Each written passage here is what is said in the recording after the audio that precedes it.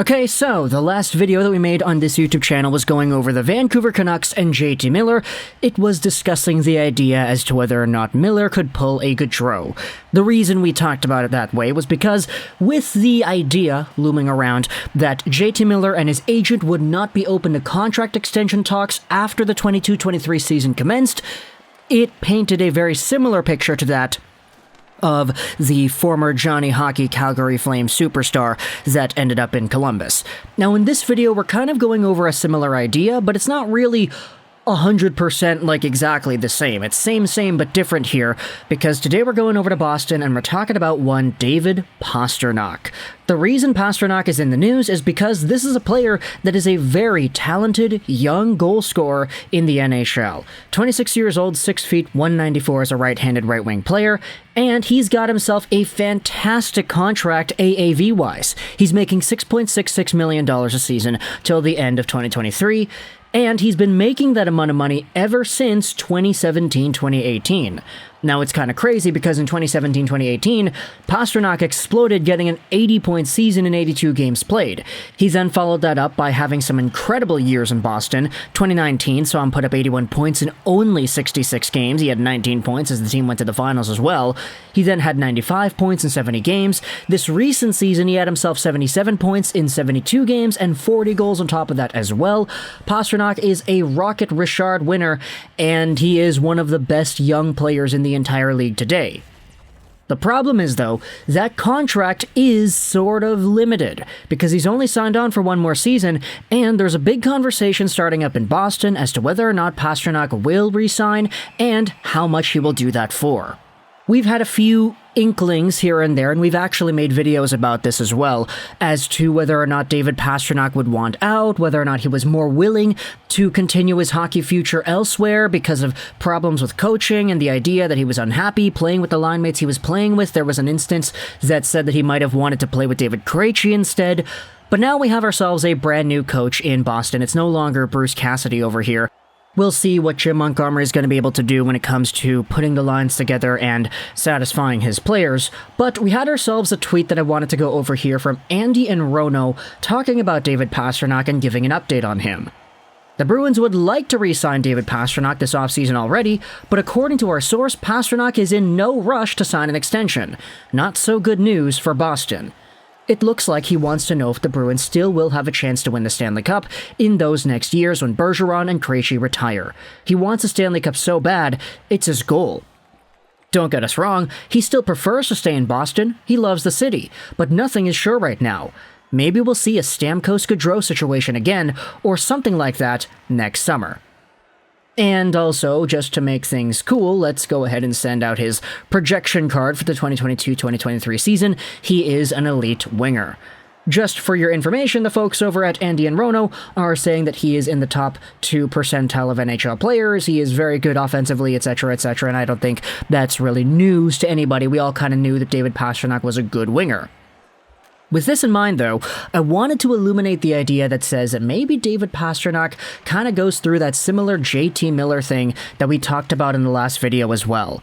Maybe Pastrnak goes into the 22-23 season without a contract extension, and it's a looming idea over the team and the fan base and the player as the year goes on. Now, for Pastrnak, he'll be 26, 27 years old this upcoming season, which means he's going to be pretty much in the prime of his career.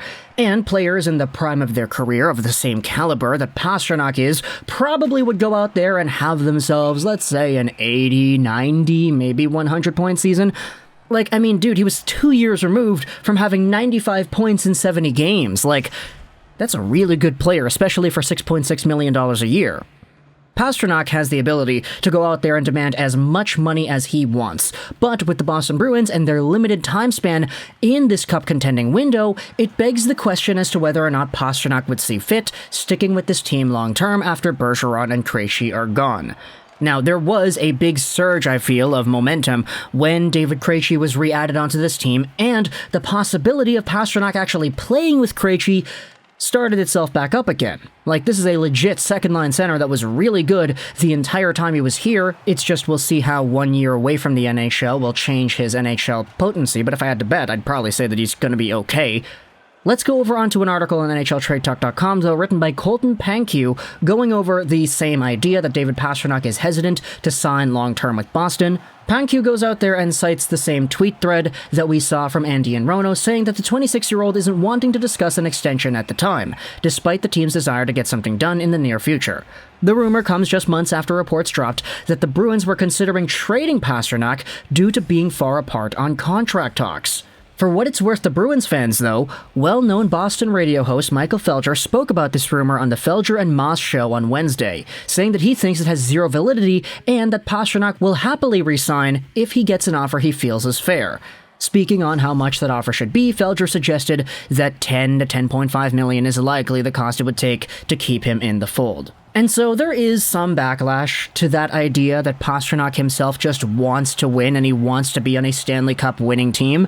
So much to the point that if Boston does not really project to being that in the next few years, Pastrnak will just sign away elsewhere. But it would be pretty difficult to go out there and say no to $10 or $10.5 million a season, unless your name is Johnny Gaudreau. Also, there's the entire idea that the Bruins can give Pastrnak another year, but as we've said, if it's not about the money, it's only really about the championships, then the possibilities are kind of endless as to what next season's free agency period could look like. And heck, if Pastrnak himself is hesitant, he's reluctant to go out there and sign the dotted line right away, we might have ourselves that same situation next year, that Stamkos or Gaudreau situation that was brought up in the Twitter thread. Now, yesterday's video about JT Miller and the Vancouver Canucks was all kind of panicky because I was like, yeah, no, the Canucks are going to get absolutely screwed if they cannot trade away Miller and they end up not re-signing the guy because they just can't make him fit in the window of opportunity they're trying to build for themselves. But you gotta remember, not every situation is like that. For Johnny Gaudreau, sure, he left Calgary because he wanted to go closer to home because Columbus is apparently that, but sometimes it actually does work out, and the team and the player make amends and they actually sign a contract. It happened with Steven Stamkos back in when the heck was that, 2017? Like, there was that entire crazy 2 hours or whatever it was, where Stamkos re-signed with the Lightning, Taylor Hall got traded for Adam Larsson 1-for-1, and then Subban got traded for Weber. That was all on the same day. So sometimes these things actually work out. But more than ever, it doesn't really feel like an issue of money. It just feels like, hey, the Boston Bruins need to go out there and be able to convince Pastrnak that even after Bergeron and Krejci leave, with players like Brad Marchand, who, by the way, he's 34 years old, which is kind of wild to me. So yeah, it's not really like he has an extended amount of time left in this league anyway either.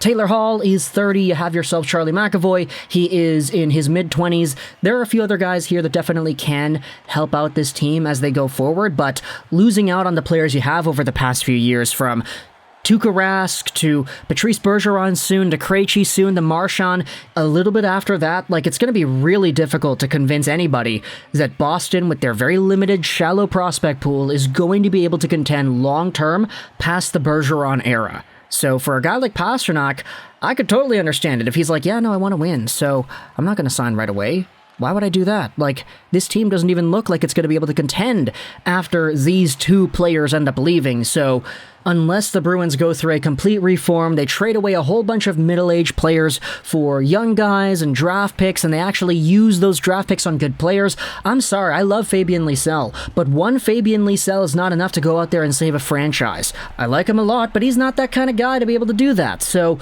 talk in the comments your thoughts, the idea of David Pastrnak being very hesitant to re-sign in Boston so far, and him wanting to secure a future with a team that can actually go out there and continuously win cups and contend for playoff spots. Boston has been great the past decade and a bit, but when Pastrnak is 27, 28, 29, 30, 31 years old, he's going to be wanting that championship. Sure, he went to the finals once in 2019, but he didn't win. They lost in Game 7 to the Blues. So, talk in the comments your thoughts. I hope you enjoyed this video. And bye.